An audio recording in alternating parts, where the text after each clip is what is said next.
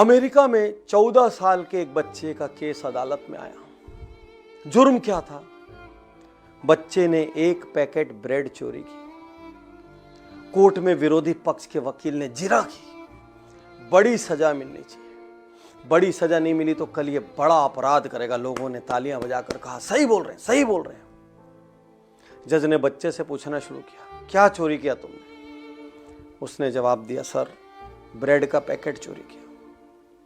जज ने कहा, चोरी करने की क्या जरूरत थी? बहुत भूख लग रही थी। भूख लग रही थी तो घर जाके खा लेते। घर में मां बीमार है सर, बहुत बीमार, और मां भी भूखी थी, मां को खिलाना था।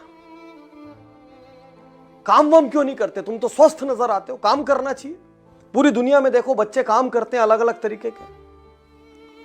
सर काम करता था, लेकिन कुछ दिन पहले मेरी मम्मी को एक दिन अचानक इमरजेंसी आ गई और उस दिन मुझे घर पर रुकना पड़ गया और मुझे जॉब से निकाल दिया गया। मैंने मालिक को समझाने की बहुत कोशिश की, उन्होंने मेरी बात नहीं समझी।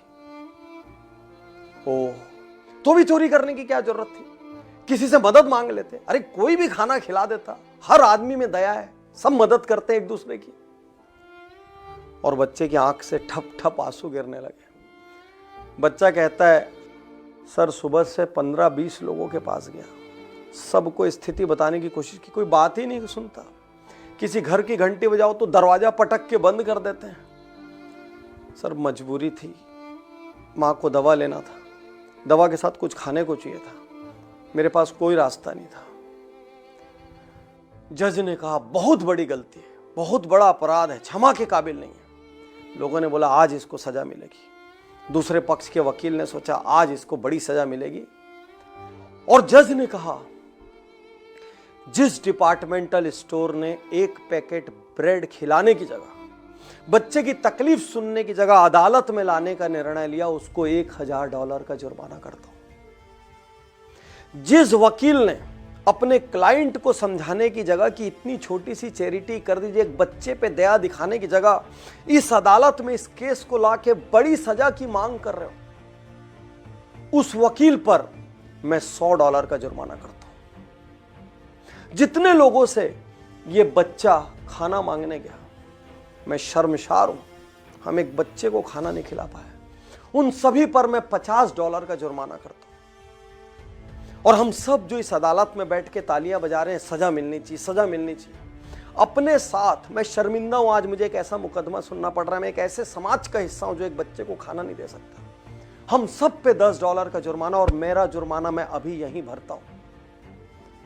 और बच्चे की आंख से आंसू गिरने लगे, लोगों की नजरें शर्म से झुक गई। और जज ने कहा, यही नहीं, जिस कंपनी ने अपनी मां की सेवा करने के लिए एक दिन की छुट्टी देने की जगह नौकरी से निकालने का निर्णय लिया, उस कंपनी को मैं आज की आज हुक्म देता हूं कि वो तुरंत जॉब पर रखे। मैं आज आपसे कहना चाहता हूं, हमारी संपदा का, अपार संपदा का कोई अर्थ नहीं है यदि हमारे आसपास के लोग भूखे या मर रहे हैं तकलीफ में, यदि इसका फायदा उन तक नहीं पहुंचता। आपके रजिस्ट्री के कागज रद्दी हैं और आपकी बड़ी बड़ी जमीनों के प्लाट आपकी कब्र बनाने के लिए यदि आप लोगों के काम नहीं आ सकते। और एक सवाल है कि कब हमारी न्यायपालिकाएं ऐसा फैसला सुनाएगी, कब हमारी सत्ता में बैठे हुए लोग, कब हमारे अधिकारी, कब हमारे ब्यूरोक्रेट छोटे छोटे लोगों के छोटे छोटे दुखों को समझकर उनको परेशान करने की जगह, उनको चक्कर घिन्नी में फंसाने की जगह ऐसे निर्णय लेंगे जिनसे मानवता की बात बाहर आती है। सबसे सवाल है, आप 10,000 महीने का कमाते हो, 10 लाख कमाते हो, 10 करोड़ कमाते हो, 100 करोड़ कमाते हो, सबसे सवाल है, क्या आपकी समृद्धि किसी के काम आती है? और यदि नहीं आती, विश्वास कीजिए आपके जीने का कोई अर्थ नहीं है और भगवान ने गलत आदमी को समृद्ध बना दिया।